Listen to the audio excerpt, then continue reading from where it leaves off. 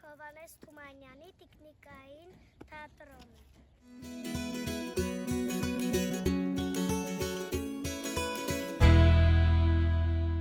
Այնա գիտես հեքիաթով է գրել։ Այո, Հովհաննես Թումանյանը։ Ախ, այսպես է գիժամիս, մարդու հանգիստ չի տալիս,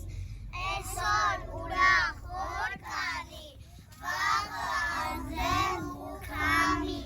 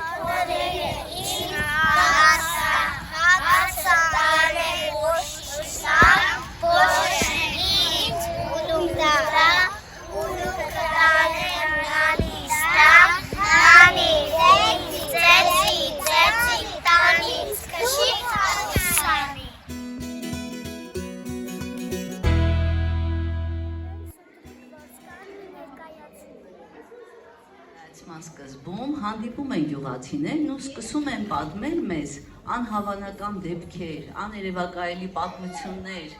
Երեխաներ ջան, մենք միասին կհետևենք նրանց արկածներին։